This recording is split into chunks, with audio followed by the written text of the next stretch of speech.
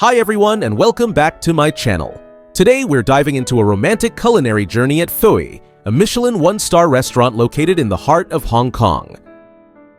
I visited on Valentine's Day to experience their special tasting menu, which is inspired by the life cycle of a flower. The menu is divided into 4 sections, each representing a different stage of a flower's growth. If you're a fan of fine dining with a focus on seasonal ingredients and artistic plating, this one's for you. Let's get started. First impressions matter, and Feuille definitely sets the tone for a romantic evening. We were offered in a private room. The lighting is dark and intimate, which is perfect for a romantic dinner, but not ideal for video quality. But bear with me if some shots are a bit dim. Let's take a look at the menu. The name Feuille means leaf, and the menu is thoughtfully designed around the concept of different parts of a plant. It begins with grains and seeds, then progresses to roots, stems, and leaves, followed by flowers and fruits, and finally concludes with its origins. The restaurant also prioritizes locally sourced ingredients, and its Michelin Green Star is a testament to its commitment to sustainability.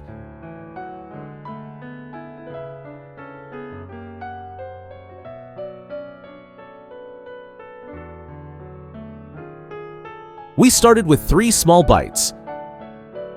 The first bite features caviar on top of a crispy base made from buckwheat. The texture was delightfully crunchy, and the caviar adds a luxurious touch.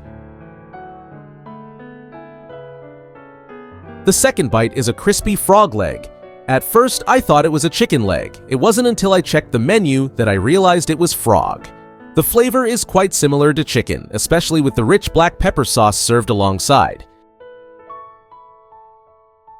Lastly, we were presented with a bouquet made from 6 different types of salad, a beautiful and refreshing gesture setting the tone for the romantic evening.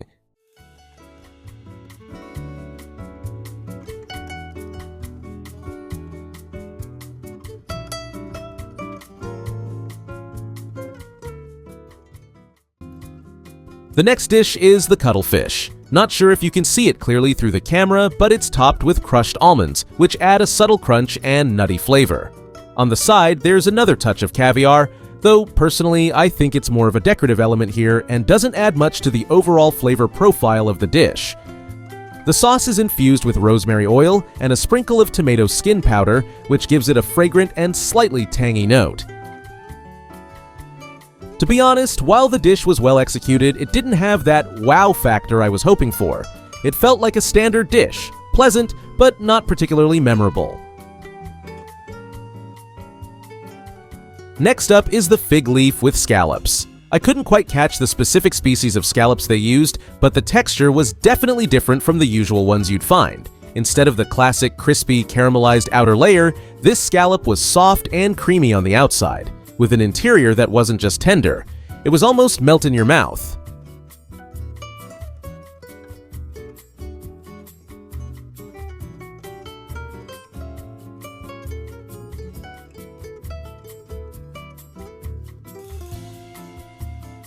The next dish is one of my favorites of the night, the pigeon. While it might look fairly standard in appearance, the taste was surprisingly exceptional. On top of the pigeon, there's a crunchy element made from hay powder, chicken skin, and breadcrumbs, which adds a delightful texture contrast to the tender meat. The side dish is a creative take on carrots. It features a smooth carrot puree, but the real star is the actual carrot itself. The carrot has been dehydrated and then rehydrated, giving it a uniquely chewy texture. What really surprised me, though, was the sweetness level. Because the carrot was dehydrated, the sugars condensed, making this perhaps the sweetest carrot I've ever tasted.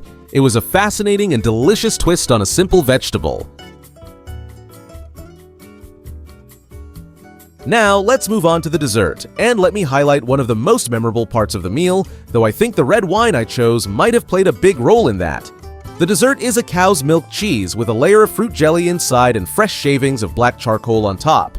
I've always said that a good sommelier can elevate a meal to the next level, but today I went a bit random and ordered a glass of red wine from Tuscany.